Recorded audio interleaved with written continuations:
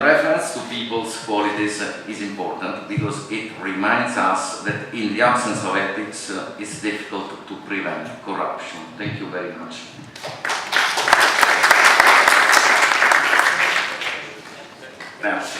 Grazie professor Zito per l'importante apporto alla problematica. Io faccio presente un dato che è nel nostro codice dei contratti e probabilmente è il più discutibile, quello che più è foriero di corruzione, ed è l'articolo 84 sulle commissioni di gara. Noi stiamo parlando in questa fase, in questa sessione dell'affidamento. Noi abbiamo una norma che nel codice del 2006 che impone alle stazioni appaltanti di formare le commissioni di gara con propri funzionari. Io vi dico francamente che questo è uno degli elementi più forieri, che più portano alla corruzione. Io l'ho visto ad esempio da vicino nel fenomeno Expo. Il fenomeno Expo, quel poco o quel tanto che se ne sa, ha portato a corruzione attraverso la formazione di commissioni di gara della stessa stazione appaltante, cioè si formava la commissione di gara e si chiedeva a questa commissione addirittura di proseguire e di agire in un determinato modo. Ora, questo sistema francamente deve cambiare, questo è uno dei punti cardine.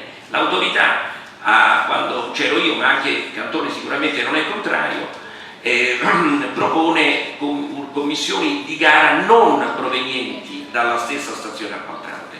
Tenete conto che questa problematica è stata spesso vista insieme a quella dell'autonomia delle stazioni, perché queste stazioni appaltanti, come sono dislocate nei vari enti locali, godono a volte di una protezione costituzionale, cioè l'autonomia che questi enti locali hanno rispetto ad organi non strettamente enti locali, quindi con lo Stato. Ecco, questo è un problema gravissimo che va superato attraverso uno sforzo legislativo che consenta non soltanto di nominare commissari di gara da un anno unico, ma addirittura di poter fare svolgere queste gare proprio da stazioni appaltanti non strettamente inserite nel nostro ordinamento nazionale. E con ciò passo la parola al discussante. Prego, professore.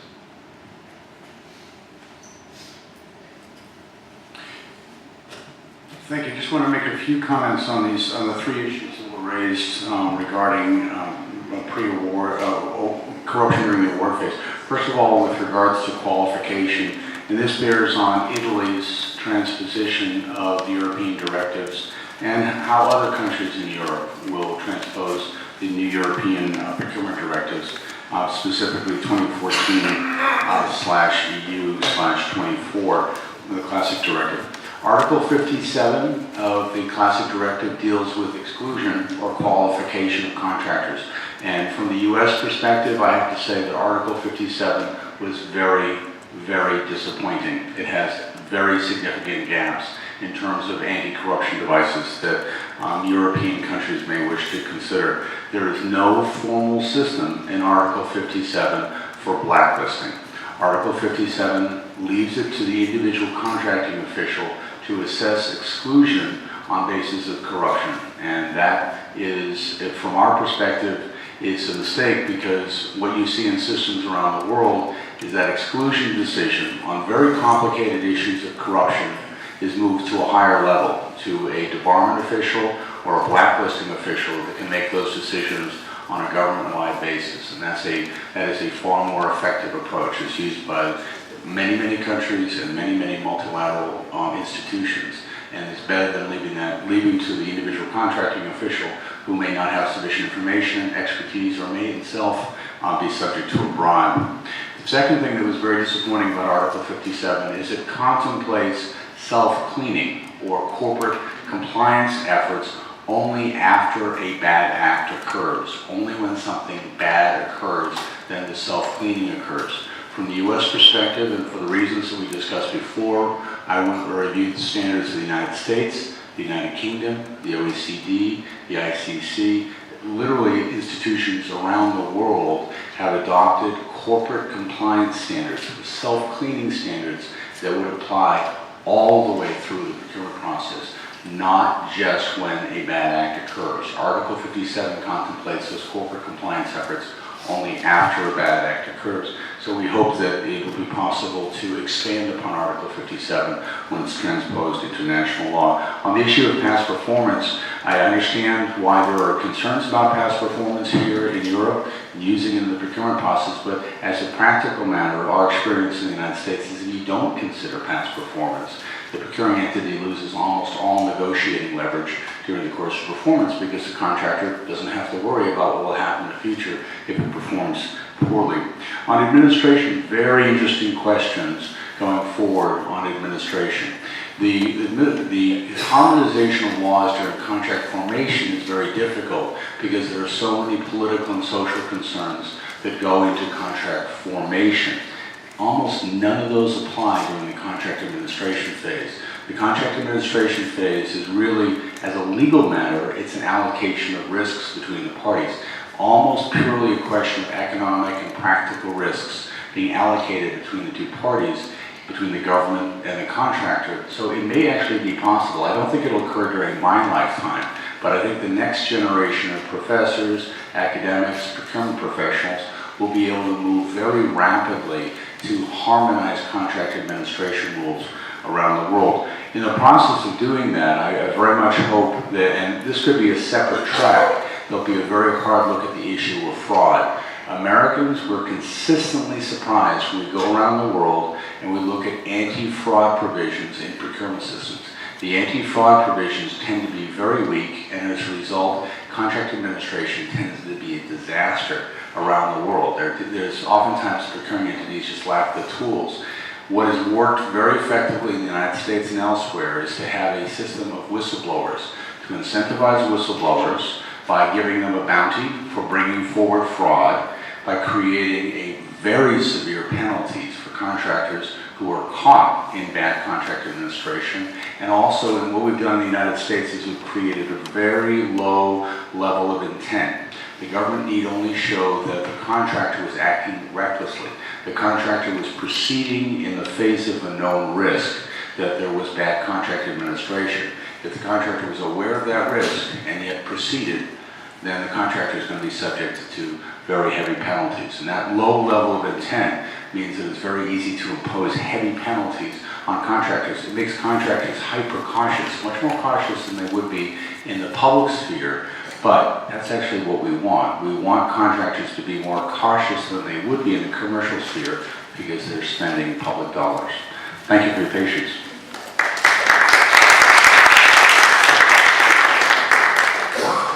Grazie. La sessione che abbiamo chiuso in questo momento dimostra che le regole ci sono.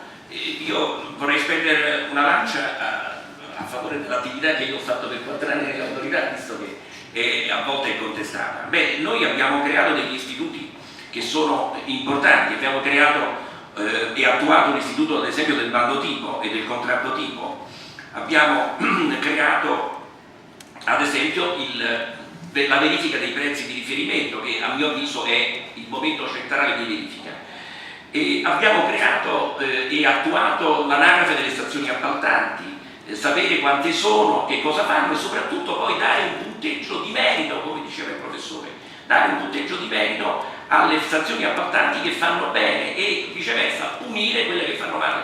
A mio avviso, siccome oramai è chiaro che quasi tutte le stazioni appaltanti fanno male, ecco, perché non portare direttamente in Francia o in Austria? Ecco, questa è un'idea molto rivoluzionaria che avrebbe salvato anche qualche sindaco, e alludo a Cassi, è vero, va bene. Questo è quanto, quindi effettività delle regole attuate a volte avverso anche con dei metodi molto vivaci e risolutivi come quello che abbiamo detto. Grazie.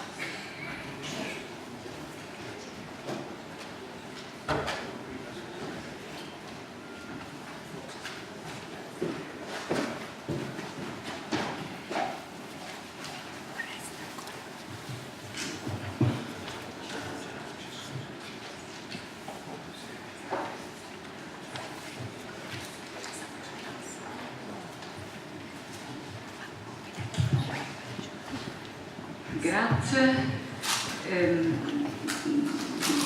Consentitemi di iniziare questa sessione esprimendo la mia ammirazione per gli editori di questo volume che con un lavoro, immagino, molto difficile e faticoso hanno però ottenuto un risultato che è al servizio di tutti noi e veramente di molti sistemi, non soltanto per le cose molto acute, interessanti e sagge che sono dette, ma anche perché hanno contribuito a forgiare un lessico comune di questi problemi che è assolutamente prezioso, anzi vorrei dire necessario.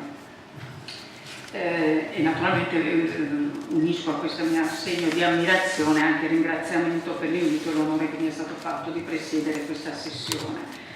Alla corruzione e alla collusione nel mercato degli appalti pubblici è dedicata la terza sessione del volume del quale stiamo discorrendo. E la collusione è un fenomeno organizzativo fondamentalmente, quindi anche gli antidoti a questo male sono antidoti che devono avere a che fare con la dimensione della organizzazione. Su questo tema quindi do la parola a Gianluigi Albano che viene dalla Consip e dalla Scuola Nazionale della Pubblica Amministrazione e quindi viene anche da un mondo nel quale il tema della organizzazione della vicenda dell'affidamento degli appalti pubblici è assolutamente centrale. Prego la parola a Albano. Thank you. Well, first of all, really on behalf of I would say, few economists who are normally involved in public procurement, I wish to thank Professor Rake for always this kind invitation of having sort of new blood in the discussion of public procurement issues. You know, humility, I think, is the overwhelming feeling of an economist working in public procurement, because you know, you're always surrounded by this majority of legal scholars, lawyers. Well, today I feel even more protected because there's a member of the Italian Constitutional Court, so I feel safe today. So the high protection, safe harbor. But this is really a big challenge, and I think when and just if I can spend a few words on personal experience, when I took the decision of accepting to join a central purchasing body almost 9 years ago, it was really, at that time there was a pure unawareness of the problem, so there was that gives you a lot of energy because you don't know what you're going to see, likely enough. And then once you're there, you see why economists don't spend most of their time studying this phenomenon. You're shocked. I mean, you're shocked because you see, I sometimes when I talk with my, Professor De Carolis is a pure-time academic with a lot of interest in real phenomena. You see, public procurement explains on average 13-14% of GDP around the world. Now, do we observe in academia 14% of papers dealing with public procurement? I think we don't. It's a sort of counterintuitive observation. You should expect a lot of attention on this, and you don't observe it. So there's something bad in that. So, economists are, in that sense, have a lot of bear the brunt of not paying enough attention. So this is a great opportunity. It's a great opportunity to work with lawyers, with legal scholars, to write with them, to think about problems with authorities. And so my mission today is basically to share with you the thoughts in a particular section of the book that's being devoted to collusion. We use this word, and now let me, in order to be precise, sort of the operational definition that we used in the book. It's a very simple one, so Professor De Calo will be a little bit shocked by this, but it doesn't matter. It serves this idea of making things concrete and tangible. Collusion is basically any attempt by a set of firms to reproduce the behavior of a single dominant firm in a market. to basically try to mimic what a monopolist would do, okay, to make it simple, okay? Far from being theoretical. So the point is, first of all, we should expect a lot of collusion happening in public procurement practices. We should.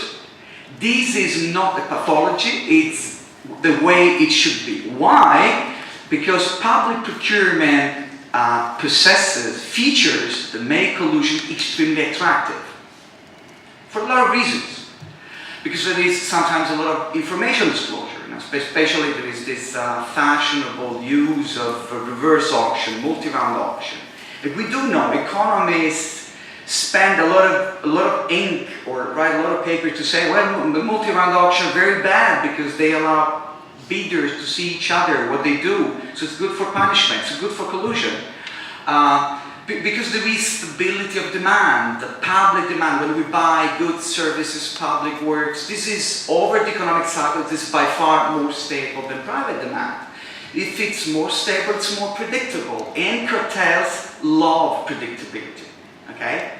There is sometimes quite a noticed phenomenon in procurement. You know, when firms collude in standard market, normal markets, they have to make potentially very complicated computations. Why? Because when they try to fix prices, they have to anticipate quantity reactions, because they have to measure the amount of extra profits. Now, when they bid for a public contract, these problems, in many circumstances, solved by the public organization. Why? Because the public organization buy fixed quantities. So there is only the price dimension to control. The computational aspect is much simpler than in standard markets.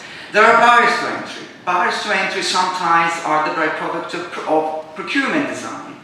When we set participation requirements, so when we design the market, the potential participants, and this is very important, for instance, for a central purchasing body, aggregating demand, the value of contracts go up, so normally you tend to restrict the number of participants. This is an extremely popular feature, okay? Fragmentation, you know, the more fragmented is public procurement system, if you have 37,000 procurement organizations and you have 5 bidders selling, say, medical equipment, it's very easy, this is what they want. They want to have that cake split in thousands of lots and makes their lives very easy. So we should expect these phenomena to happen simply because it's part of the business. So we should spend a lot of attention in trying to design things so as to minimize the problems. So the sort of overarching set of problems inspiring this section of the book is basically to what extent public procurement regulation may help collusion. So it's the rules of the game that may help collusion. What are the roles of institutions here, antitrust authorities and contracting authorities? What they should do, we should expect from them in terms of collusion prevention. And especially the third question is the focus of my intervention here. There is a lot which is expected by EU policymakers from contracting authorities. And I will need only to touch on this issue because Professor Eukins has already touched on this, explored the issue of debarment. But let me go through very briefly and I'm really sorry if you cannot see it, but I guess you can see more or less. The story here is I'm taking really pieces of directive to reconstruct the thought of policymakers when they try to accommodate for potentially conflicting objectives. Aggregation of demand is very good because of efficiency, because of savings, but beware. I mean, if you give central purchasing body too much power, so there is what? There is you're cutting off SMEs, but we care about SMEs. What we should be doing, we should split contracts into smaller lots in order to facilitate participation. If this is not enough, then what you should do, I'm speaking on behalf of policymakers, right? What you should be doing, you should consider using participation or award limits. So fixing ex ante the number of contracts that any single firm is allowed to win. But if you put all these pieces together, you see that basically you are constructing an institutional architecture in which you may favorable, right? Participation limits, award limits are in fact what firms would expect or would hope in order to make their anti-collusive agreements easier to implement. So at the end, when you go through the directives, what really you're left with this impression that there is so much discretionary power now in the hands of contracting authorities. And then at the very end, you end up with the conclusion that the thing that really matters is the actual design, which is a good thing for me. I mean, working for a central purchasing body that says, hey, you are the ones responsible, the ones who can make the difference, because you're the ones, who have to strike the balance between the pros and the cons of collusion, efficiency, all of that. So it's a matter of design. Surprise, surprise. But good procurement design needs a lot of ingredients, okay? Like, good people, smart buyers, trained, and with the ability of learning from past experience. And all these is a machinery that costs a lot of money and needs a lot of training. So this is why I spent part of my life at the National School of Administration. Because in order to share this knowledge and this ability to learn from experience to other civil servants. Okay? And so to go back to a topic that Professor Acker and Professor Yuki and other speakers have already raised, it's virtually impossible to figure out a system in which you can train exactly at the same level 37,000 contracting authorities. Forget it. That's it. It's simple as that. You cannot do it. And there is no other country in the world in which this is considered a feasible option. Okay? So if we were to live under budget, without budget constraint, maybe. But we do live in a world with budget constraint, especially in Italy. So you have to take decisions. You have options. So the only thing is to maximize the returns on investment in fewer. And as an economist, I will not mention any number, 37, 125, I don't care. That's not the point.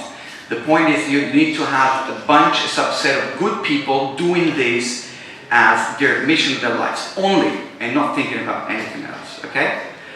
Now, public procurement, European policymakers do expect a lot from contracting authorities. This is, from my perspective, this is very worrisome. If you look at Article 57, so the red is mine, it's not in the directive, obviously. Contracting authority has sufficiently plausible indications. So this is the exclusion. Indication to conclude that the economic operators enter into agreement with other economic operators aimed at distorting competition. Now, think of concretely of a contracting authority. Don't think about a big central purchasing power. The average contracting authorities observing the bidding pattern for one public contract and then concluding that this was an anti-competitive behavior. I mean, let's be serious. Now, if you don't believe me, so let me take, rather than hammering this point that Italy suffers from a lot of incompetence, blah, blah, blah, let me take a supposedly good practice. United Kingdom, okay? This is a good case that I always use when I lecture students about collusion and say, look at this. This is one big collusion in the past 10 years in the United Kingdom. More than 100 firms, construction industry, big fines. This is a big cartel case. But the important part of this is that at that time the OFT, the Office for Trading, decided to award a contract to a consultancy firm, Europe Economics, to carry out a survey among public procurement officials. So they said, go around and ask public procurement officials and try to check, to verify, to assess whether, to what extent they are aware of collusion in markets. Okay? So what they did is a very simple survey. Look at this, look at it. I hope you can see this. So they basically made phone calls to 132 procurement officials in the UK, right? Not Italy, UK, okay? We're talking about developing countries, okay? UK, and said, look guys, what do you think about these phenomena in public procurement? Like, what do you think about, to what extent do you think that it's this phenomenon, like discussing a bid with other bidders, price submission, agreeing with other bidders to sit out of a bid, all those lines are nothing more than typical collusive arrangement, okay? So please look at the answers. So these are experts in public procurement. So if you sum the don't know part with the never or seldom, you end up with virtually 90% of public procurement officials with either complete unawareness or huge underestimation of the problem. And these are the guys who are, according to the directive, in that position to kick out of the contest a firm because of collusive suspicion. This is the word. So this is very worrisome from the point of view of those who work in public procurement. Putting this burden on the shoulders of public procurement officials seems to me completely risky, or very risky, so to speak. Okay. So let me sort of draw a kind of a picture that reflects mixed feelings about what we do observe, what economic theory would tell us about what happens in procurement markets, and what it's in the new regulation at the European level, public procurement. So, public procurement is about, and every economist would agree with this, the public is about getting good value for money. That is it. This is fundamentally the ultimate objective. Now, call this value for money, standard value for money, social value for money, if you want to take into account externalities, doesn't matter. It's an objective function. So when you go out to a supermarket, you want to buy things, you don't, as a consumer, you don't think about the transparency or the competition among supermarkets. These are all tools in order to get exactly the best outcome. So the best outcome needs, to some extent, discretionary power in order to evaluate different things, okay? But in order to evaluate those different scenarios, you can't rely only on first, primary, secondary regulation directives. You need different kinds of know-how. There's nothing you need lawyers, a lot of lawyers for sure. You need architects, engineers, you need economists, you need statisticians, all working together. There's nothing. You want to do good procurement, that's the way to go. Nothing. It's just crude reality in that sense. And let me add one more thing. Although we tend to separate the concept of collusion and corruption, there is now an overwhelming evidence that these two phenomena are much more intertwined than we used to think. And for a very simple reason. So economic theory in that sense is very immediate. First, when I want to collude, these guys are criminals. Okay, let's use a standard word, a simple, plain English. Right? They don't trust each other. They would stab at the back of each other if they could. They stay together because they get profit. Now, if they don't trust each other, one way of making sure that the collusive agreement is stable is to get someone on the other side of the table to monitor that actually that agreement works finally. So what's the way? You bribe the public procurement official. So this is why, for instance, the World Bank has a lot of reports showing that in the big collusion cases, there is always a corruption case going with it, okay? Hand in hand. So collusion and corruption talks to each other, okay? So we cannot consider them separate phenomena. And obviously, if you want to really learn how to find, no one is a world apart. Observing what happens in other countries. Professor Yukis is very ambitious in this and believes that still times are ripe for having a sort of a global architecture. And I'm really, I would be inclined to go in that direction, although sometimes looking at the reality, that sort of so makes all this dream a little bit less physical. But at the same time, let me say that in order to learn, you have to observe what other guys are doing. So benchmarking, observing and studying good practices. Maybe they are not best practices in the world, but good practices is fundamental in order to feed back into the real functioning of the machinery of public procurement. Okay, thank you. Thank you so much. It was very interesting and very impressive. And so we, as I told before, it's an organizational problem, and we need organization dedicated to fight, especially to fight collusion. We need competence, we need techniques, and we need to be aware of the dimension of the phenomena.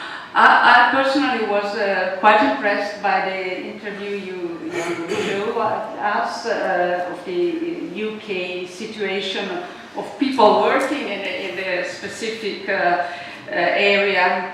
So, thank you so much, and Professor De Calvis has the floor, please. Thank you very much. Thank you for this invitation to discuss this very interesting book. And I'll try to be as short as possible because I know that some of you have to leave at 1 p.m. So, 2 words on this chapter. First of all, it was a surprise and a positive surprise to see a chapter on collusion within a book that is about mostly corruption. And it was a surprise because, being an academic economist, the two phenomena are related but they are also very different. First of all, simply put, there are different players, different actors. Collusion is typically firm, and corruption is firm public agent. But there are also different actions that they take. Collusion is agreeing on entry strategies, who will participate, agreeing on the bid that will be submitted, possibly agreeing on the subcontracts. But corruption is agreeing on the design of the tender, ex ante, agreeing on who will get the auction awarded by rigging the awarding stage, and piloting the ex post renegotiation. So very different actions in the two sets. And also, and possibly the most important thing, typically one thinks that there are opposite solutions to fight corruption and to fight collusion. So transparency is a word that has been used a lot. So transparency is something that is very good on one end if you want to fight corruption, but it's typically thought as something that is very risky to fight collusion, because full transparency, like if you disclose after the auction the full set of bids of all the participants, this is very helpful for a cartel to monitor the actions of all the participants of the cartel. So transparency, and as Gianluigi was saying, stability of demand and various forms of rigidities have totally opposite effect on collusion and corruption. So this is why I was in a sense surprised. But positively surprised because the book builds the link between collusion and corruption and explains why they are closely interconnected, and there is the high-level picture in which they are both violation of the fundamental contract between citizens and between citizens and the state, and there is social damages coming from this. And also in the solutions that one can think for these problems, there is some common element, and especially this issue of professionalization is very important and could serve to fight both. Higher sanctions and debarment. One of the chapters in this section is about debarment and about these new powers that the EU directive is giving to public officials, and in principle to eliminate from the auction firms that are potentially colluding. But here comes the negative side. In a sense, these are extremely hard tasks. Gianluigi just gave you an example from the UK, but I spent my last 4 months in the European Commission, in the European Antitrust, DG COMP. So there is, now without me violating my non-disclosure agreement, but there is a major case involving two firms in the healthcare sectors. One is buying the other, so it's basically the top player in the market buying the second largest player. So this is almost merging to monopoly. So this is very bad. Prices will go up, no question about it. There might be efficiencies for the firms, but prices will go up. So the way that DG COMP works is once something like this happens, it also interviews the clients to see how much they are scared about this monopoly. Here, this market, this healthcare market, the buyers are public buyers. Mostly all the European healthcare sectors So large hospitals in Germany, in Italy, and whatever are the buyers. So public sector in the healthcare. The answer that the DG Comp received to "Are you scared about this merger?" was "No, we don't care. We don't know. We don't think that the prices are going up." And as an economist, and all the economists in DG Comp were just shocked by this answer by the public buyers. This is perfectly in line with what Gianluigi was saying. So there is a lack of awareness in even, and this is not just Italy or just UK, this was really across the board. They interviewed from almost all the European countries and they got a very similar answer. So this is scary. This is very scary because now there is this new directive giving this new discretionary power, but these are very difficult tools to use. So the good news is that in principle there are authorities that are able to use them. So for instance, antitrust authorities are more competent in analyzing price effect. And so a suggestion seen from the outside is that ANAC could think of integrating more with the antitrust authority, because when they have to analyze data and data about prices, the competencies that are in the antitrust authority are superior than those typical for an anti-corruption authority. And the important database of the Authority for Public Contracts, if it's not properly used, is just useless. It's just a waste of time for the public officials that have to fill in those data. And as a last, as an additional point, also like forbidding some things that we know that are essentially almost always bad. So for instance, in Italian, associazioni temporanee di imprese o raggruppamenti temporanei di imprese, horizontal joint bidding. Horizontal joint bidding is simply bad. So why having to analyze discretion whether it's going to be good or bad for that specific case, when instead you should bar it always ex ante, and then it's a burden for the firms if they really think they bring sufficiently to prove it. And let me conclude with mentioning two things that I think are important, are in addition to what is already suggested in the book, as solutions that will simultaneously address both collusion and corruption. And one was mentioned by Gabriella today, is in a sense increasing awareness of the damages of the phenomenon. And here I would like to go one step forward and say one culprit. So there is somebody that is partially guilty for why there is no awareness of what is going on, and it's the Italian press. In these days with the scandal Roma Mafia Capitale, I've been trying to read a lot of articles in the press to see whether these articles were able to provide an analysis, a description.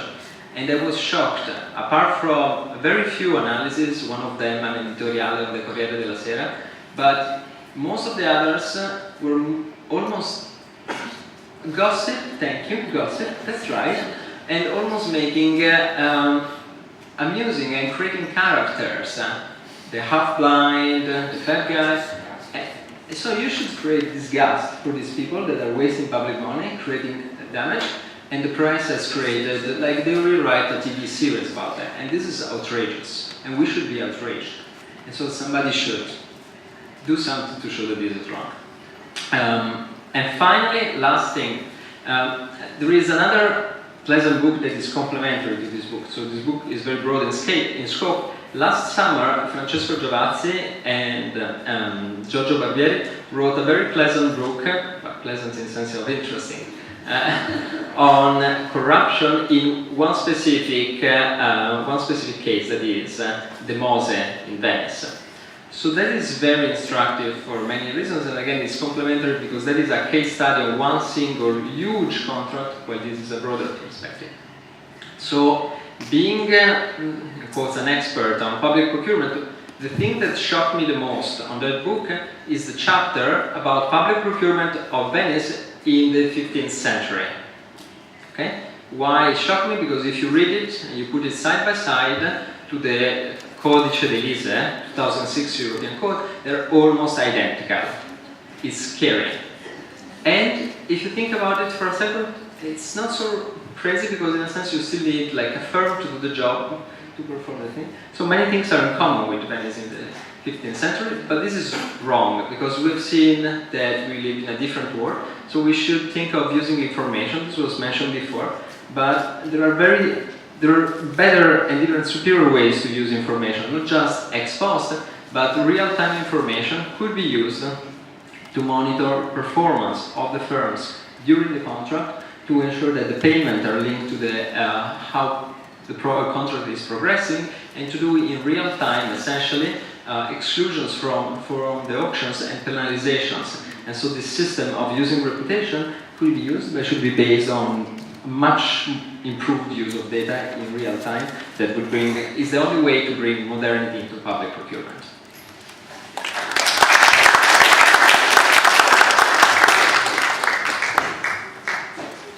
Credo che siamo rimasti nei tempi, abbiamo anche offerto degli stimoli divertenti oltre che interessanti alla discussione. Grazie.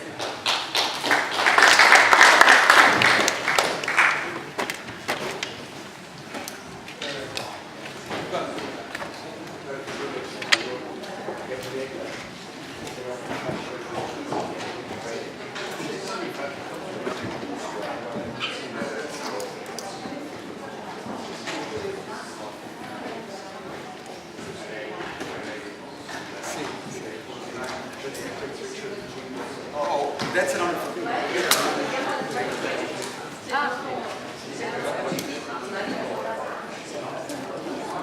My daughter is a lawyer.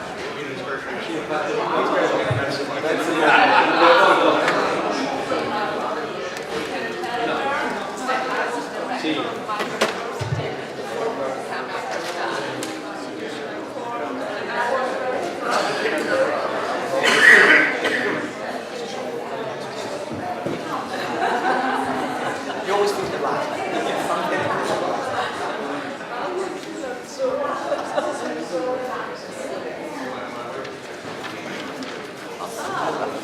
Bene? Bene. No, oggi non ho saputo soltanto come combatte. Mamma mia,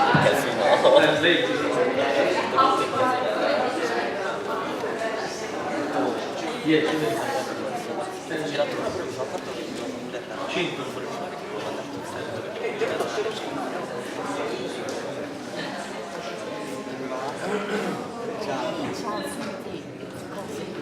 Vi prego prendere posto, in quanto abbiamo necessità di chiudere secondo il calendario che abbiamo stabilito, onde consentire al professor Cassese di tirare le conclusioni. Allora, questa sessione che presiedo attiene alla fase dell'esecuzione dei contratti, una fase poco studiata, su cui vi è anche finora stata scarsa attenzione normativa, ma è una fase invece che nell'ottica della corruzione, collisione e di altri fenomeni di questo tipo ha dato origine a una quantità di problemi sia in Italia che negli altri stati, negli altri ordinamenti. Il libro giustamente dedica attenzione, molta attenzione a questa fase della esecuzione, in inglese si chiama contract performance o execution of contracts. E il contributo principale si può sintetizzare in questa breve frase che vi leggo. The principles of transparency and competition play a key role in the awarding phase of a public procurement, but they seem to vanish during the contract management. This seems to be a prevailing feature of public contracts regulation worldwide. In this black hole, buco nero, of contract management, lack of transparency, incompetence, collusion and corruption might undermine the objectives of public procurement systems.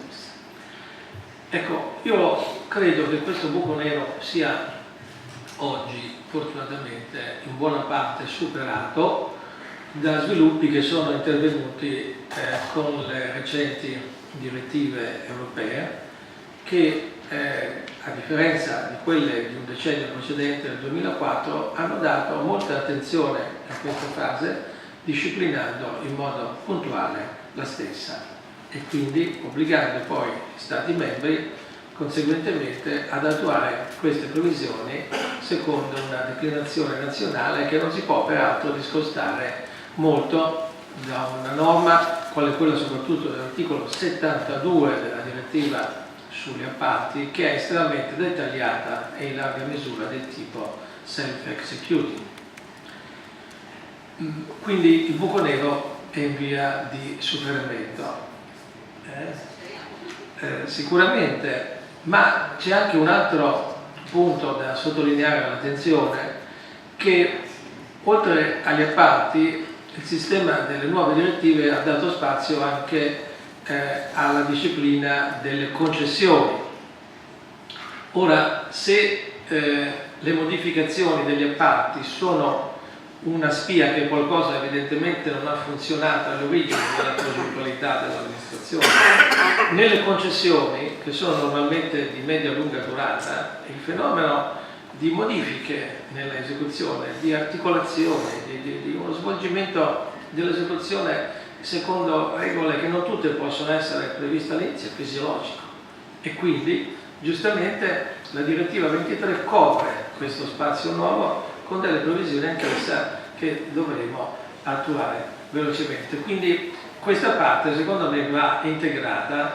Poi, se posso fare un'osservazione, a me piace anche discutere con i colleghi che così validamente sono impegnati, è un libro molto incentrato sugli appalti, c'è poco sulle concessioni, ma dato che il titolo parla di public contracts, è giunto il momento di fare un altro libro, di fare il volume 2, perché le concessioni sono un mondo relativamente a parte, che dopo una serie di principi comuni anche agli appalti, però deve seguire delle logiche loro. Quindi vi aspettiamo ad un nuovo impegno. Detto questo, sappiamo, lo dico alla relatrice, la collega Gianni, e al discussant abbiamo solo 15 minuti, per cui prego la collega Gianni di stare in 10 minuti, quando siamo a 9 glielo segnalo, un tic, e a Saverio ancora meno, anzi certamente meno. Prego. Grazie mille. English or Italian? I've been told, don't know, English or Italian. Thanks a lot. I would just like to thank Gabriele Jukins and Professor Jukins for this very stimulating experience. My task is just to give an idea of what the section about the contract amendments and corruption in the execution phase, which are the contents. And the risks of integrity, the section focuses on, the risk of integrity of the contracts in the execution phase connected to the modification of the contract are very high. And the perspective assumed by the authors is very interesting because even if it deals, as said, with the negative profile of the existence of a corruptive agreement that impedes the normal development of competition, it is projected in a positive perspective, the integrity of public officers, assumed as a value that has to be balanced with other values, among which emerges the efficiency for the satisfaction of public interests. Competition, because the change can infringe the competitive principle which inspires the tender, and transparency. And from this perspective in the section, two opposing theories are compared. The subjective one, in which the balance between the aforementioned values leans to the ethic of the public administration of its civil servants, who have also a wide discretionary power for the management of the public contract and their accountability. And the objective one, that's typical of the European experience, in which the regulation provided by the lawmaker tends to establish objective parameters on the basis of which tender must be conducted, as well as the following executive phase. It's very interesting in this perspective the comparison between the European regulation provided by the new directive, in particular the Directive 2014 number 24, that can undoubtedly be assumed as the maximum, again, expression of the objective or an objective perspective, and the US experience, where the amendment of the contract can occur being the results of what clearly has been described by Professor Raka as a presumption of allowance, entrusted to the evaluation, and so the discretion of the public officer. There comes the subjective characterization. As Professor Raka clearly points out the US perspective, which seems to be much more oriented to guarantee the point of view of the public administration, allowing the amendment of the contract, find a limit in those changes which consist in a substantial change of the contract. Those material or cardinal changes that occur when the government effects an alteration in the work so drastic that it effectively requires the contractor to perform duties materially different from those originally bargained of. In other words, a substantial change, which is a modification that changes the nature of the public contract. So, and I quote what they say, Professor Arthur clearly describes, the contract itself is a source that empowers the procuring official to make modification, because the procurement regulation require that a government contract can contain a changing clause, and the limit is that the changes do not go or stays within the general scope of the contract. The changes, so in this perspective, are exempted from competition requirements because they are just already contracted in the contract itself. And the elements that are considered by the courts in order to evaluate the existence of a material or cardinal change, which triggers a competition, also has been considered forbidden are the type of work, the performance period, the costs, refer to the difference between the original contract and the awarded one, the impact of the changes proposed on the competition, and the timing of the change being considered normal in that perspective, the contract awards which takes place a long time after the signing of the contract itself. The situation under the old EU directives, the one that has been transposed in the Italian code, and as we see, the new directive is different. And the comparison between the EU regulation and the US regulation consents to perceive clearly the different philosophy that inspires them. Let's consider, for example, the change of contractor. We know in Italy it has been considered impossible because it's a substantial change of the contract. What inspires and what comes out from the comparisons and the second chapter of the book, where Vasquez Matilla analyzes the European regulation and the European case law, is that the most important and the predominant value that has been considered and is taken into consideration is the economic balance of the contract. So any change must be in the competition. So any change can take place if it's a minor change and it doesn't alter competition. Like, and we compare with the US experience, is completely different because it's the value that seems to be dominant as the interest of the public administration itself. And in the third chapter, there's the analysis of the Italian system by Professor Paolo Lazzara, and he shows clearly, which is the Italian objective perspective that is aimed to reduce concretely the discretion of the public administration, because the very idea is that by reducing the discretion of the public officials, we reduce the space for corrupting agreements to take place, which is seems to be exactly the opposite of the US perspective, where the aim and the center is the accountability of the public officers. And I would say if we read the rules, basically that's the idea, and it's much more clear by the reform that has been, the new duty that's been introduced by Article 37 of the Law 90 of the 2014, because referring to some of the changes provided, the possibility of changes provided by Article 132 of the Code of Public Procurement, and exactly was where the letters B, C, and D, it has been provided a duty to communicate to the ANAC, to the Anti-Corruption Authority, the changes, the possibility to change the contract. So if an administration wants to change the contract, it has to communicate it to the ANAC for the approval or to the Osservatorio for the approval. This is a regulation that is clearly meant to reduce the discretion and to reduce the possibility of a corruptive agreement to take place. We saw the variation on all the data that has been given today, which are quite scary.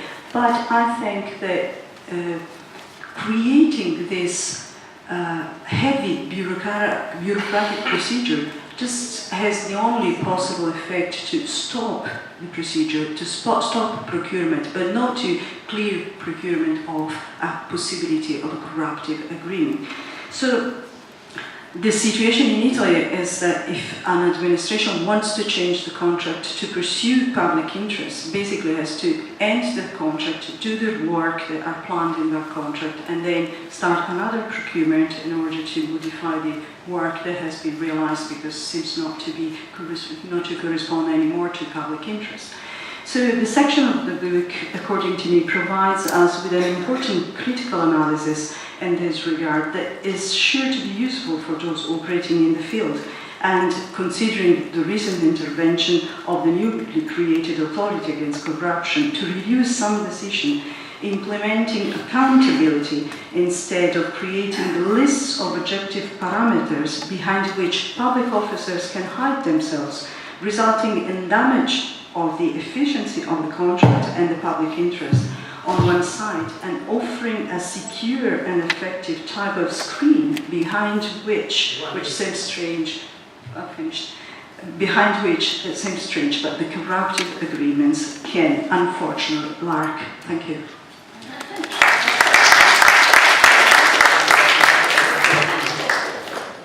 Molto che brava, estremamente sintetica e obbediente. Grazie. No, molto utili anche questi spunti di comparazione che vanno oltre quello che c'è nel libro, ricco anche per questa parte. E adesso la parola al professor Stittini. Sì, grazie Presidente, grazie Gabriella per l'invito ovviamente.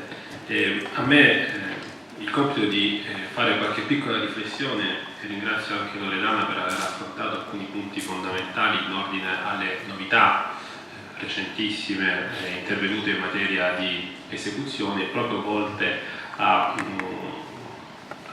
in qualche modo bloccare fenomeni corruttivi relativi alla fase di esecuzione. Con riferimento proprio a tali aspetti normativi e tale novità mi limiterei solo a proporre alcune piccole osservazioni se davvero tali interventi sono in grado di risolvere i problemi che sono stati posti in relazione proprio alla fase di esecuzione, partendo dal presupposto che la Commissione europea nel proprio rapporto del 2014 ha detto che in Italia la corruzione risulta particolarmente lucrativa nella fase successiva all'aggiudicazione. Quindi ritorniamo a un tema fondamentale: la fase dell'esecuzione, la fase più critica, è quella da monitorare meglio. A questo punto i tre fondamentali problemi della fase di esecuzione del rapporto contrattuale, a mio avviso, possono essere ricondotti nell'ambito di tre appunto macro questioni, che sono le varianti in corso d'opera, di cui già si è fatto abbondante cenno, i subaffidamenti e la rinegoziazione. In ordine a questi tre punti io cercherò di evidenziare le criticità che ancora emergono nonostante il recentissimo intervento del legislatore. In particolare con riferimento al problema delle varianti in corso d'opera, l'articolo 132 è stato recentemente modificato. Non c'è dubbio che il rischio di corruzione è elevato in relazione alle varianti, poiché il funzionario corrotto e il responsabile dei lavori possono certificare la necessità di una variante non necessaria e non supportata da reali ragioni di fatto.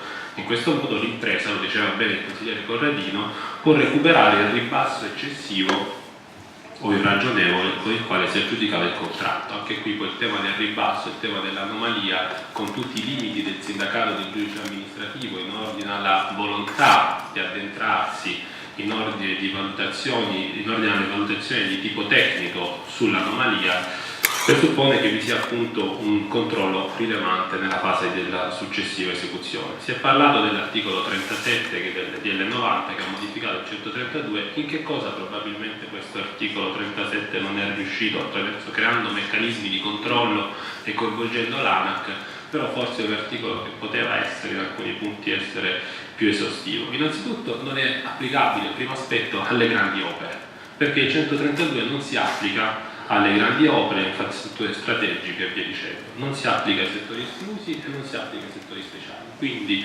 tutto l'intervento volto a monitorare in maniera puntuale la fase di esecuzione trova però questi settori così rilevanti che adesso vengono sottratti.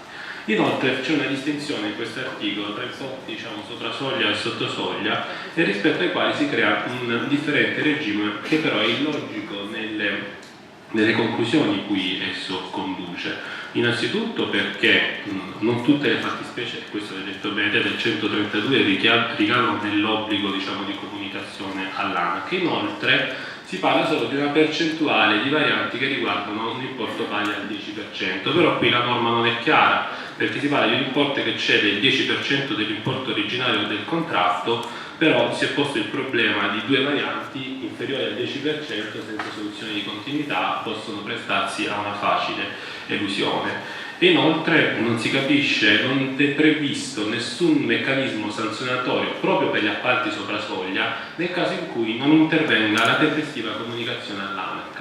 Al contrario, per gli appalti sotto soglia invece sono previste una serie di sanzioni rilevantissime nei confronti del funzionario adempiente. Quindi per gli appalti più importanti non si sanziona la mancata comunicazione, per quelli economicamente meno rilevanti si sanziona. Vado velocissimo per rispettare i 5 minuti. Tema dei subaffidamenti, dei subcontratti, qui il tema fondamentale nella fase di esecuzione ovviamente il subappalto, ci sarebbe da parlare anche dell'avvalimento, ma esso ormai si considera riconducibile alla fase di qualificazione del concorrente. Subappalto, anche qui tre problemi in riferimento alla disciplina del 118. Il primo è il solito problema fondamentale, se debba l'indicazione del subappaltatore avvenire già in sede di partecipazione alla gara.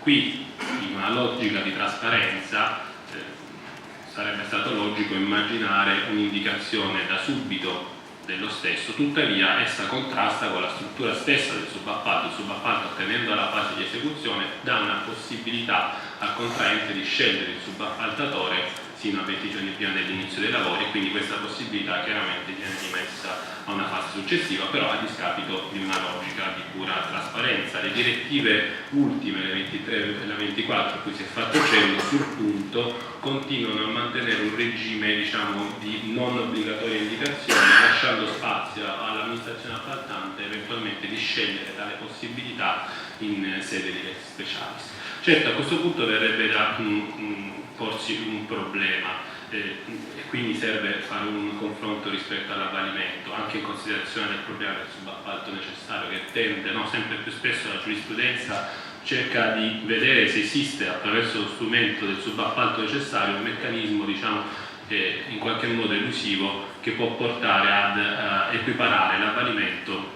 al subappalto. Sì, 30 secondi proprio. Ciò è accaduto tutte le volte in cui un soggetto qualificato per la categoria prevalente, ma non qualificato per le categorie scorporabili, abbia però, con riferimento a tale categoria, una sua classifica tale che gli consenta di coprire anche la parte scorporabile. Quando ciò non avviene, lo strumento del subappalto viene equiparato a una forma di avvalimento per cui si considera subappalto necessario e soggetto a tutte le regole dell'avvalimento, e quindi non ultima anche l'indicazione del soggetto. Ma è chiaro che a mettere in via giurisprudenziale un'ipotesi di questo tipo, che travolgerebbe completamente il rapporto tra due istituti cristallizzati, l'uno nella fase di qualificazione e l'altro nella fase di esecuzione, credo che non possa essere lasciato alla libera e alla determinazione dell'autorità giudiziaria. In ultimo, a parziale garanzia delle qualità del soggetto che viene scelto come subappaltatore,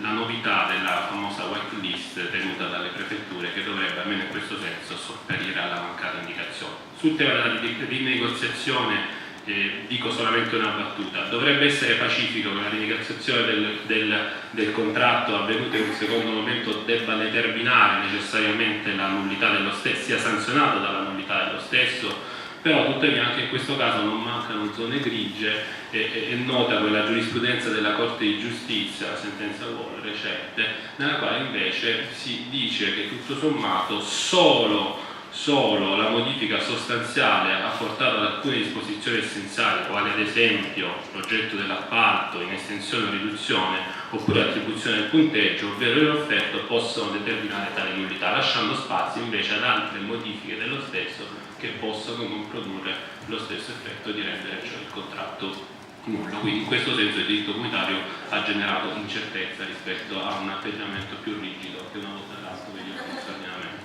Grazie. Grazie Saverio. Mi piace davvero stringere i oratori in così breve tempo su temi importanti, nuovi in gran parte, ma i tempi sono questi. Una notazione, anche la mia brevissima finale, è tutta italiana sulla giurisdizione. E io ho l'idea che una volta che si è alzato il velo su questa fase dell'esecuzione, sia da rimeditare, come si usa dire da parte dei giudici quando devono cambiare posizione, rimeditare la tradizionale distinzione tra giurisdizione amministrativa che giunge sino alla fase sempre considerata pubblicistica, no? della giudicazione in seguito lasciata al giudice ordinario. Ora noi vediamo benissimo che nelle direttive e poi nella sostanza delle cose la fase dell'esecuzione risente fortissimamente dell'impronta pubblicistica del contratto. Quindi è inevitabile, secondo me, che occorra un giudice specializzato, attento, esperto. Ora qui è un problema di funzionalità, non di astratta e ideologica organizzazione della giurisdizione. Chi ne sa di più deve essere privilegiato. Ora è noto che se molti fenomeni che sono qua nel libro e che stanno dietro a questi problemi sono sorti, è perché il giudice ordinario, prima quello civile, prima ancora di quello penale, non conosce queste cose o non le conosce adeguatamente.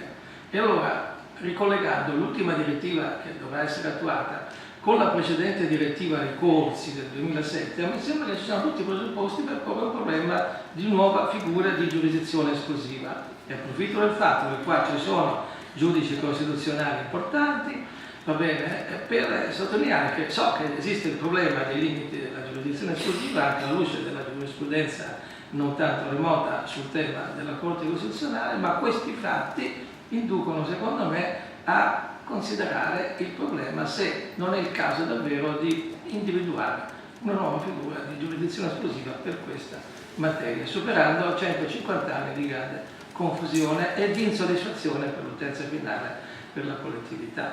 E così abbiamo finito questa sessione in 18 minuti.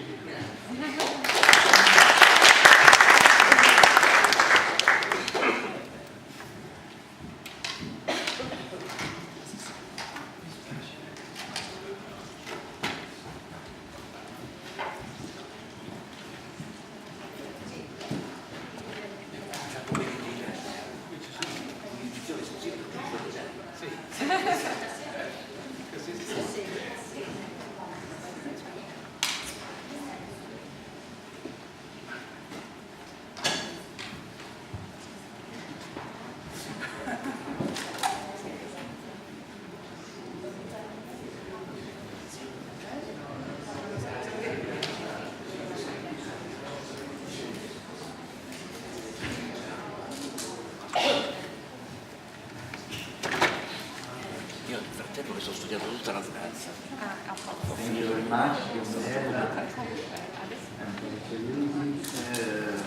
We are now at the last section, the professionalization in the procurement market, that you find in the book, and you have Mr. McKean that wrote an important chapter. I just give them the floor with some questions. Which professionalization do we need? Because we have different goals, many different goals, one opposite of the other, as you said, different phases and different professionalization in these phases, our phases, execution phase, and different contracts, of course.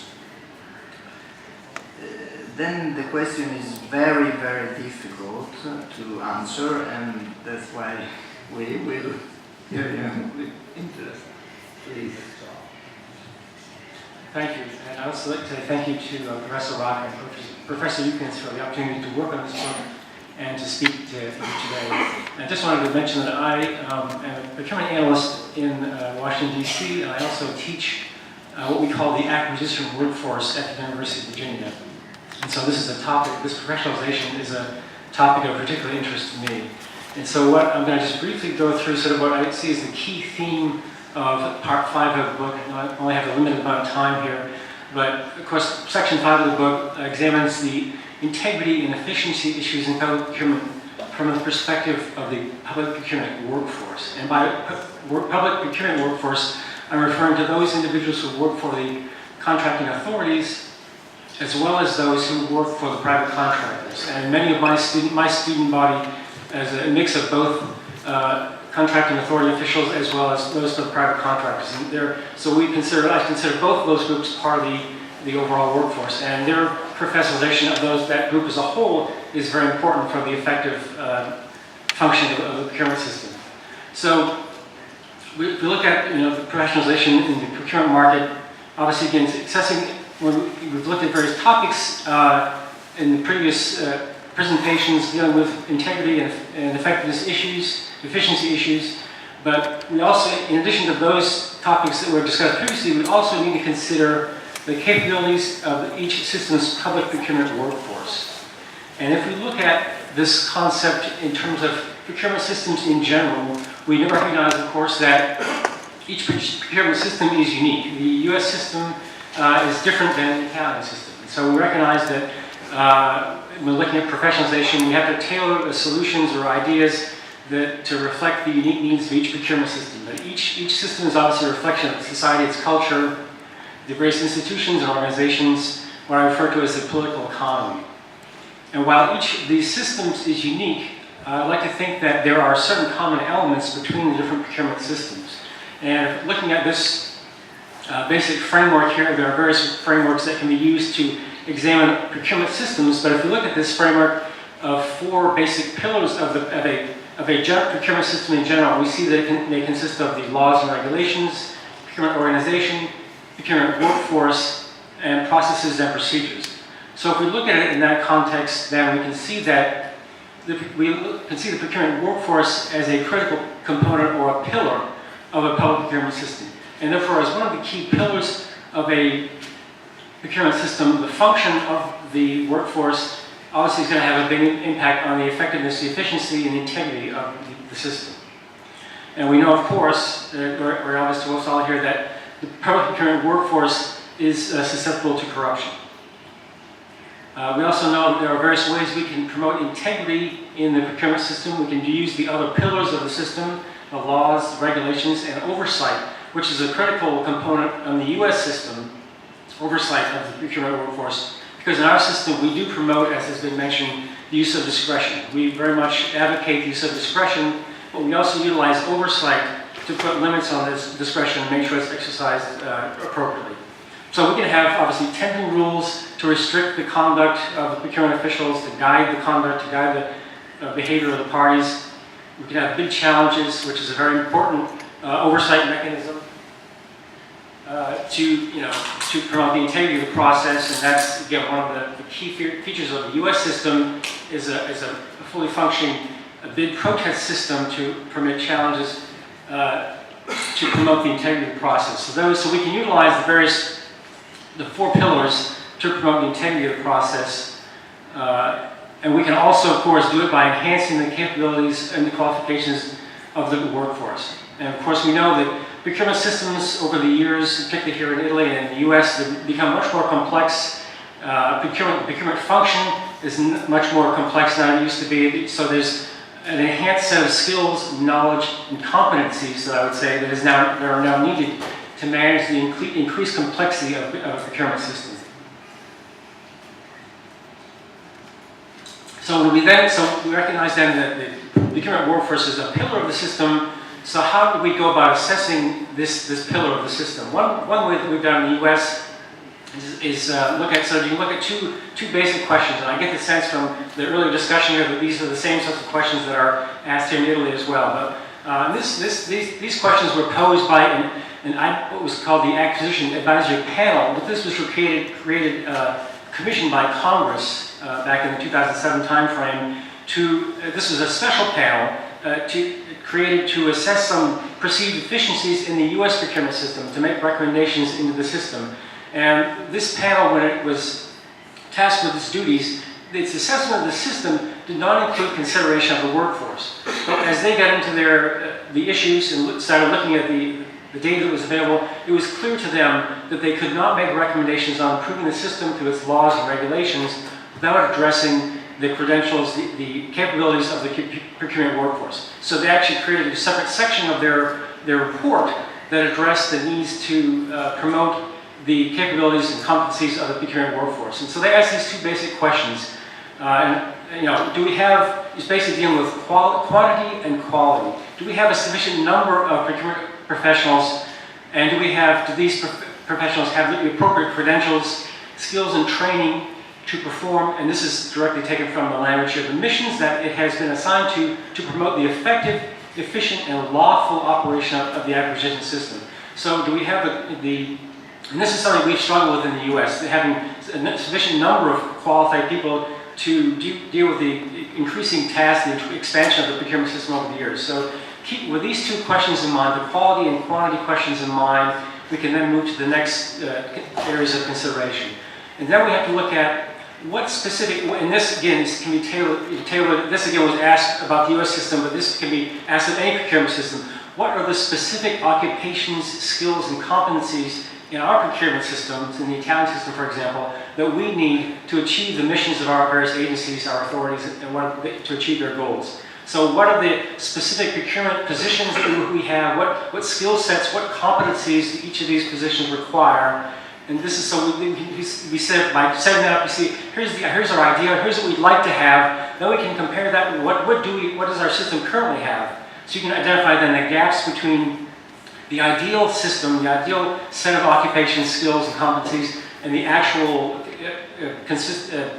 composition of the workforce. And then you can move forward saying, okay, if you've identified then the gaps, the areas, then you can focus on, these are the specific areas that we need to focus on in our training, our education, to build the workforce, to achieve a professionalized workforce. And of course, in the U.S., and as it's done here in Italy as well, we've passed laws, we had actually legislation that was passed that established education, training, and experience requirements for entry and advancement in the procurement field. So certain people had to have certain levels of education, training, and experience to fulfill the various occupations, the various positions in the procurement system, and obviously you need additional education, training, and experience to assume the more senior level positions in the procurement field. That's one basic way of doing it.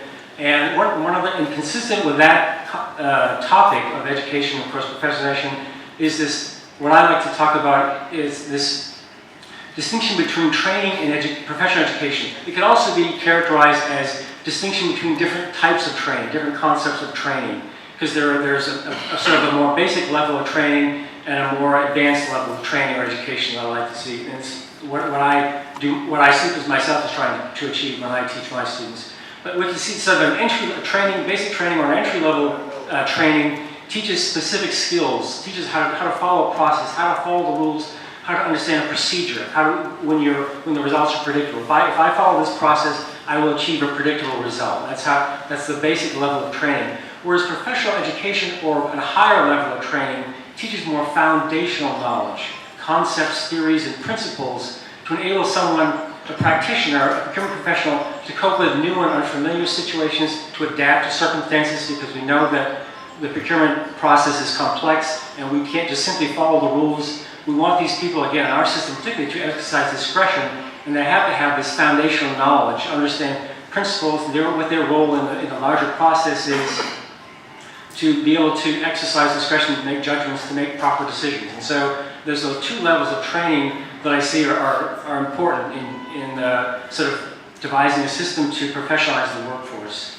And of course, different systems have different levels of sophistication. For a less developed procurement system, maybe starting with just basic training is going to be sufficient. You're not going to worry about professionalizing the workforce. But for anyone, obviously, entering the profession, entering the procurement workforce, obviously this basic level of training, understand the rules that govern the process are the first place to start. And then once these individuals have mastered the rules, they can move on to the more demanding level of education to become a true professional part of the workforce. And this can be done in a variety of ways. Again, we have various ways of doing this in the US. Some of the procurement authorities in the US have their own sort of internal organizations that have been created to train the workforce with special programs and education programs. And there's lots of coordination with universities and other educational institutions. In fact, my university, many of my students, again, are members of various contracting authorities in various US federal agencies. And in fact, at this moment, there's a greater effort to coordinate with some of these federal agencies and some of their educational programs, and they're going to be relying on University of Virginia to do more of the teaching of their workforce because they recognize we have a level of expertise there, and so we're now going to be doing that. But this is something that can be done. You can tailor, once you've identified the specific needs, going through those various steps I laid out, you can then identify the specific needs that the system requires, that the individuals are going to require to perform their duties, and then tailor an educational program to meet those specific needs of the authorities. And one last point here, just mention the idea that you can also, to professionalize the workforce, you want to just promote the idea of public procurement as a profession. And this is something, again, that we've struggled with in the US. The procurement professionals want to be recognized as a profession like any other well-known profession. We're not quite there yet, but there is an ongoing effort. A lot of people who get involved in public procurement in the US was not something they thought about when they were young. Maybe they came on to it later in life, but then they recognize that it's a challenging, rewarding, and actually very, very important career because it deals with spending of public money. And again, lots of complex procurements. It does require really professional effort to manage, to award and manage some of these very complex contracts. So it's really to promote the idea of procurement as a challenging, rewarding, interdisciplinary profession. And also another tactic or approach that's done in the US is to encourage the formation of professional associations. We have a lot of professional associations both at the national level and at the state level that professionals can join to promote the idea of procurement as a profession. A lot of these organizations have their own training programs, own certification programs, and these are very, very useful to, again, to enhance the professionalization and the education and skills of the workforce, and also just to recognize that these individuals are to feel more like they are part of a profession. They're part of a group. A lot of these groups have local chapters.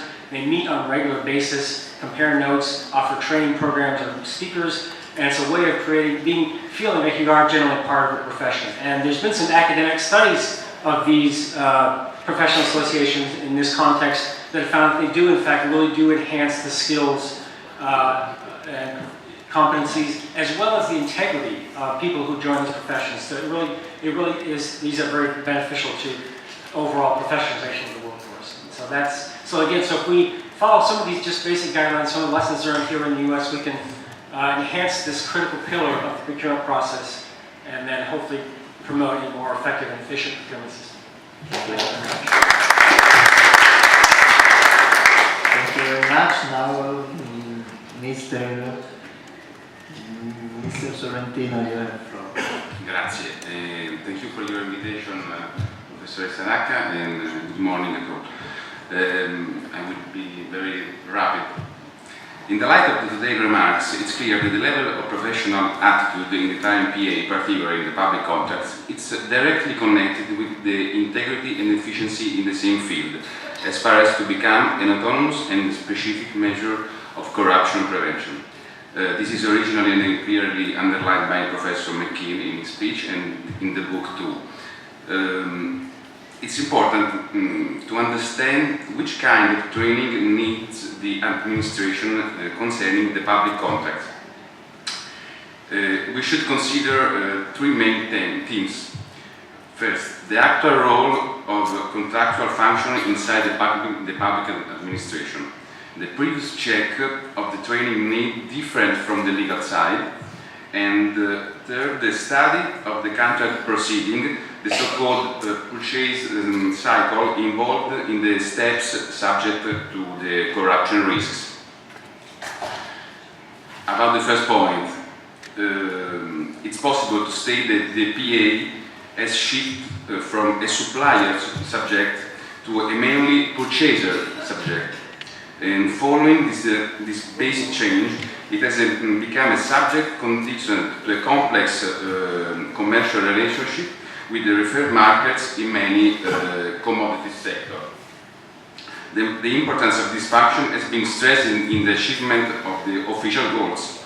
This can be summarized with these words: a right mix of equipment or services in right quantity, in the right time, and at right site, and finally at the right price. So, about the second theme, following the previous reflection about the necessary needs for the professional expertise, we have to think that the complexity of the contracts has been based not only in the management of the tender, but also in building and engineering the contract and in the management of the service phase. These peculiarities compel so to implement the management procedures and the level of skill of every member involved in the acquisition process. So it's clear that the need of professional skill increases as the complexity of the contract rises. But the complexity criterion not always is a good tool in evaluating the necessary background. It is enough, for example, to think about what has been said by the former AVCP in 2013. In this paper are outlined the complex contracts which, against, according to the contract object, are simple and easy in planning and executing. So it's important to stress that the need of the professionalism are several. The challenge is not secondary but is ambitious. However, the challenge shows also complex stages considering the progressive loss in our country following the suggestions of Professor Mattarella in his book Le regole dell'onestà of importance of the state technical staff. This therefore has implied a lack of professionalism in the public bodies.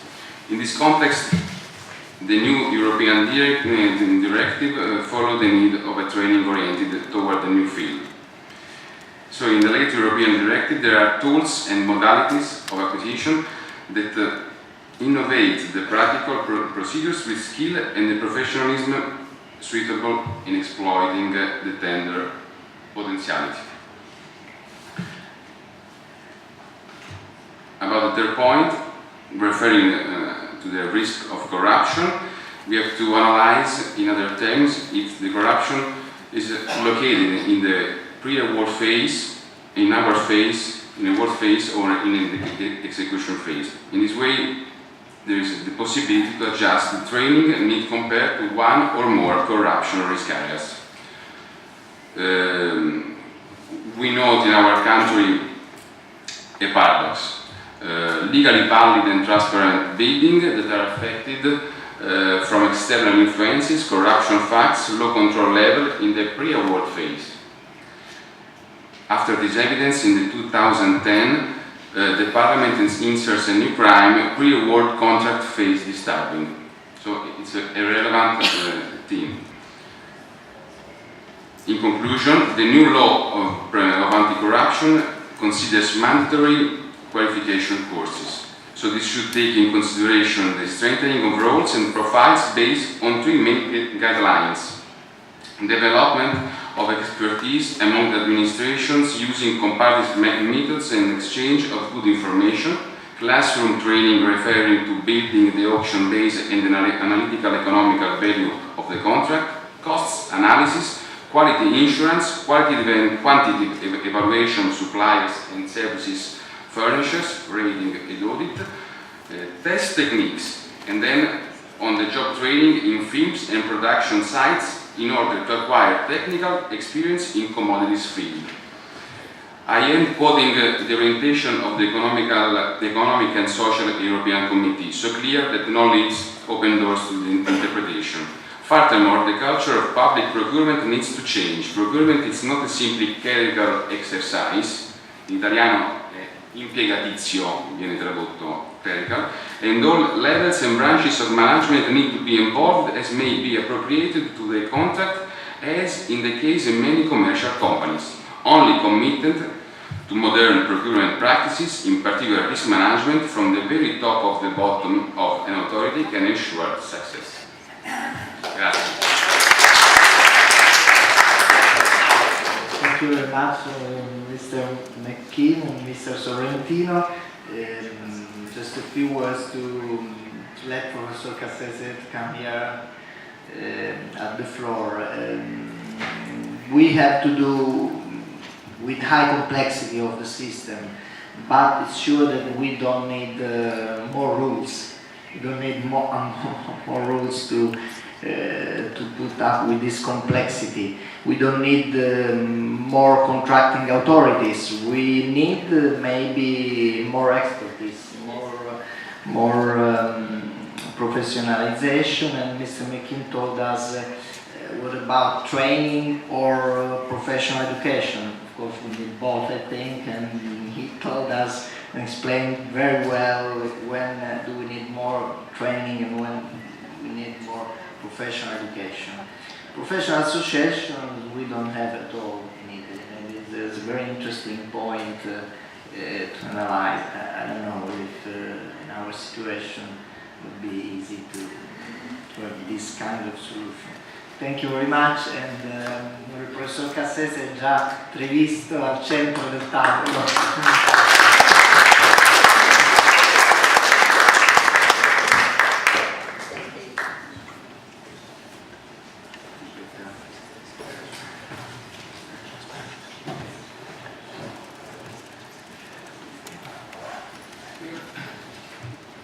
Ho solamente 3 osservazioni e qualche caveat. La prima osservazione riguarda la questione dei fattori che facilitano la corruzione, e sono stati qui illustrati alcuni fattori e vorrei aggiungere altri, ripetendo e ricordando alcuni che sono stati già indicati. Il primo fattore condizionante della corruzione è evidentemente il modo in cui si stabiliscono i rapporti tra pubblico e privato. Quando c'erano gli arsenali militari e le armi e gli armamenti venivano prodotti dallo Stato, il problema della contrattazione pubblica per l'acquisto di armi e armamenti non c'era e quindi il problema non esisteva. Fu posto, come tutti sanno, un secolo fa dalla Prima Guerra Mondiale, che dette luogo ai maggiori scandali della contrattazione pubblica in Italia. Questo è il primo fattore. Il secondo è stato illustrato adesso, e in Italia ci tocca in modo particolare l'assenza di tecnici, è un problema che è stato lamentato anch'esso un secolo fa. Un secolo fa si lamentava che non ci fossero più tecnici nell'amministrazione, donde la necessità di avere contratti per avere idee sul progetti, poi contratti per redigere i progetti, poi contratti per affidare l'esecuzione dei progetti a terze persone. Voi capite bene che l'amministrazione è totalmente sguarnita nei confronti dei privati. E poi ci sono quella questione veramente grave in Italia, cioè di credere che le regole vengano rispettate. La verità è che la somma delle deroghe è superiore all'area occupata dalle regole.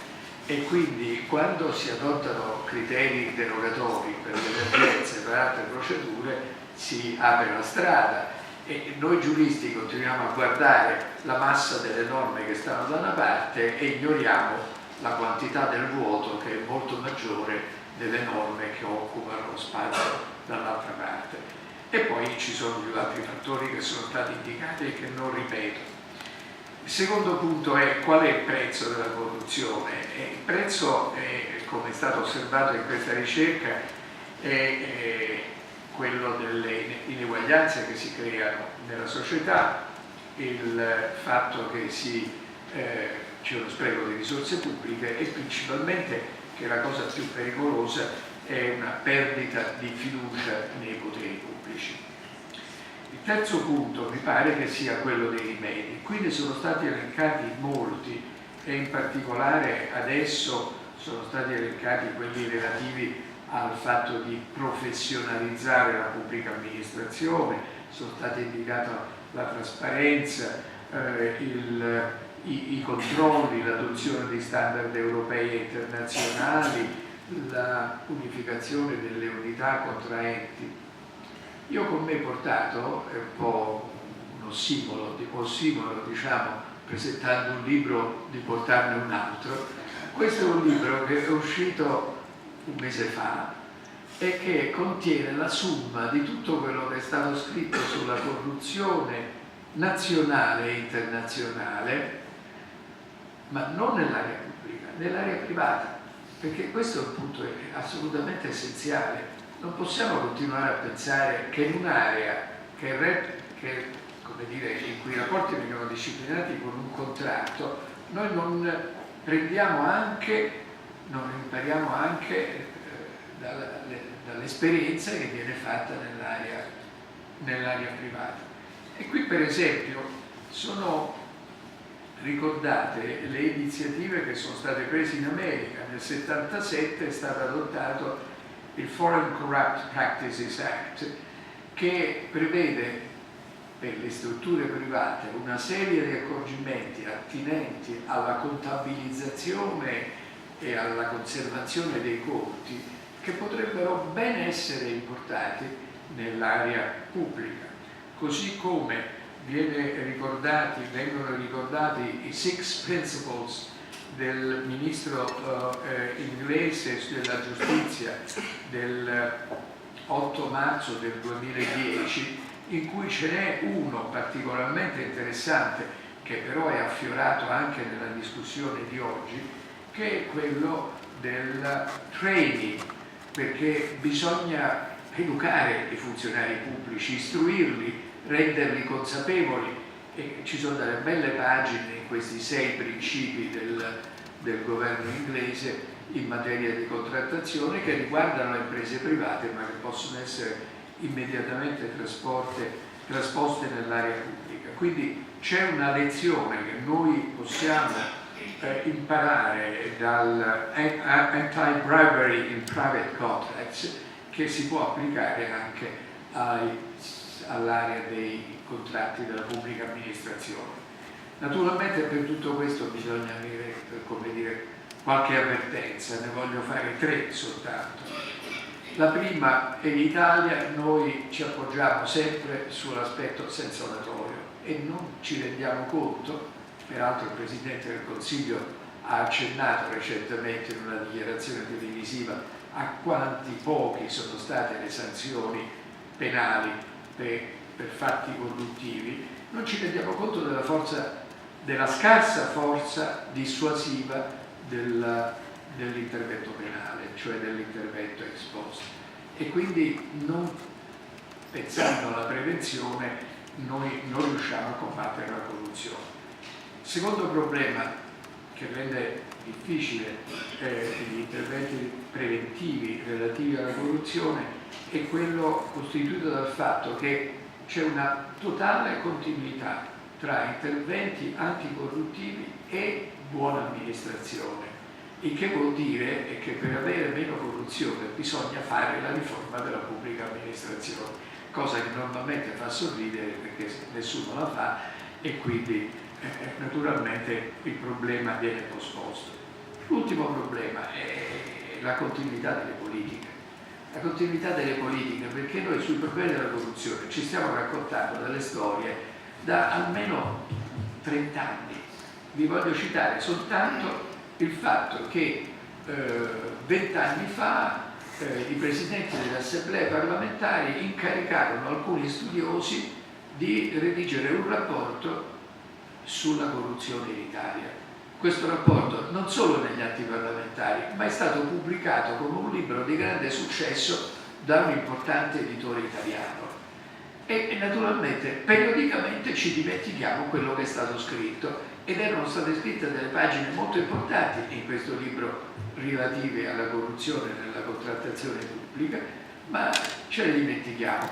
E quindi che cosa succede? Non c'è una continuità di azione pubblica in materia, la cosa emerge ogni tanto, poi naturalmente affonda e poi continua a riemergere sempre negli stessi termini, tutti dimenticato quali sono le soluzioni che sono state affacciate, quali sono le diagnosi che sono state fatte, e quindi si ricomincia ogni volta da capo. È una bella storia che ritorna e che può affascinare qualcuno che, come dire, vichianamente ricordi i corsi e i ricorsi, ma io francamente mi sono scocciato dei corsi e dei ricorsi.